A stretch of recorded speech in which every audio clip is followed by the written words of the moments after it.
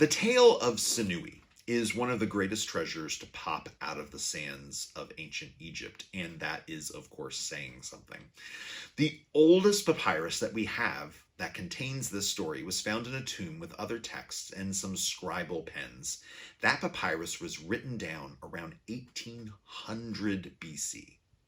It's not in Egyptian hieroglyphics, as one might think, but in hieratic script. Like ancient written Hebrew, written hieratic Egyptian is only comprised of consonants, no vowels. So we don't know exactly how it sounded. We also don't know how the hero of the story's name was originally pronounced. Some people say Sinui, some people say Sinuha. For our purposes, I'm just going to call him Senui. Egyptologists constantly remark on how complex and rich the story is. It's chock full of metaphor and subtle nuance. And while you might have never heard of it, there are sections of the story that will sound, well, remarkably familiar. In the story, Senui is on a military campaign in Libya with some members of the royal family, including the heir apparent. While there, they get word that the pharaoh, Amenemhet I, has been killed. Members of the royal family start heading back so that continuity of leadership and the royal line of succession can take place. Inexplicably, Senui runs away. He travels across Egypt, up through the Sinai wilderness, across Palestine, and into Syria. He comes into the employ of a Bedouin sheep herder, and he marries the Bedouin's daughter. Does this sound familiar? I mean, it's awfully close to the story of Moses, right? Senui travels almost the same route out of Egypt that Moses does after the death of the Egyptian. And then he finds a shepherd and marries his daughter, like Moses found Jethro and married his daughter Zipporah. While in the desert, Senui becomes a military leader. In a strange nighttime adventure, Senui finds himself before a huge warrior wielding a battle axe and spears. The warrior throws all his spears at Senui, but with each one he misses. Senui then uses his bow and arrow and shoots the huge warrior in the neck, killing him. Senui then goes over to the defeated corpse and he uses the man's own battle axe to cut off his head. Again, sound familiar? Sounds an awful lot like David and Goliath, right? Down to the details of the size of his size and the removal of his head from his shoulders. Senui eventually returns to Egypt, just like Moses did. He comes before the king, just like Moses did. He no longer looks like an Egyptian, though. Egyptians shaved all their hair off their heads and faces and wore stylized clothes.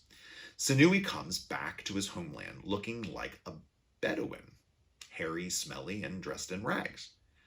There's a moment of recognition, ananeuresis, where the women of the royal court say, "It's Senui." He lives out his days in Egypt and is buried in a proper Egyptian tomb in a proper Egyptian manner. So there are echoes of the story of Moses, the Hebrew who is sort of an Egyptian but struggles to know who he is until his great quest.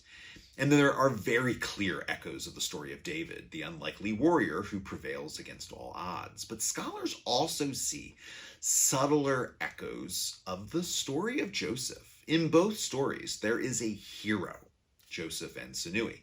There is a threat, death of the king, and the jealousy of the brothers. In each story, our hero is exiled, and they each find tremendous success in exile. Each hero has a complete turnaround of the situation and is able, each in their own ways, to have a homecoming. Each has an ananeuresis, where the scales fall from people's eyes and they are able to behold him for who he is. And both stories have an epilogue where the story is ended, but there's more information that needs to be shared, which provides the justification for the whole story to begin with. In Senui's case, it's his success abroad, which sets him up for renewed success in his homeland. In Joseph's case, it's his family's journey to Egypt and Jacob Israel's blessing, which sets up the stories of the Exodus and the 12 tribes of Israel.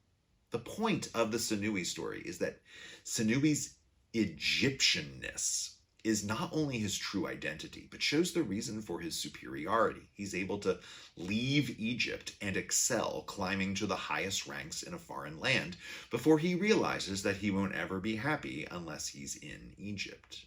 It's a tale of ancient Egyptian patriotism. He's the best because of his home nation. He's the best in Egypt, and he's the best out of Egypt, and so hooray for Egypt. The point of the Joseph novella, besides getting Israel to Egypt, is that Joseph is utterly superior wherever he goes, not just because of his family. There were other members of his family who were nowhere near as successful, but because of his God. God gave him the gifts that he needed to overcome everything that was thrown his way in Canaan and Egypt.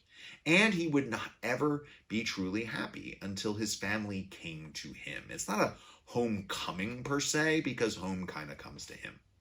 There are other ancient stories which contain many of the exact same parallels. The story of Idrimi, Hatutsi, Esarhaddon, and Nabonidus. I won't go into these in detail, but if you decided to do so for yourself, you'd find the building blocks for a standard literary pattern of the tale of the hero according to the ancient Near East. And you'd see that the story of Joseph is one of many ancient Near Eastern tales and texts which are echoes of each other in incredibly precise ways. In other words, when the peoples of the ancient Levant wanted to tell the tale of the hero, they had a set, prescribed way of doing it. And when people started telling the story of Joseph, and when they wrote it down, they followed this familiar pattern. This tells us at least one thing. When ancient peoples heard the story of Joseph, it might not have been their story, but it would have sounded familiar to them. They would have identified Joseph as one of the great hero stories of the ancient world who lived, succeeded, and died in the same manner as the other great heroes of the age. And if it tells us one more thing, when the ancient Israelites told the story of Joseph, they were making their own claim that one of their own was part of that great pantheon of heroes that all the other nations had. They all had their guys, and the children of Israel claimed Joseph as theirs.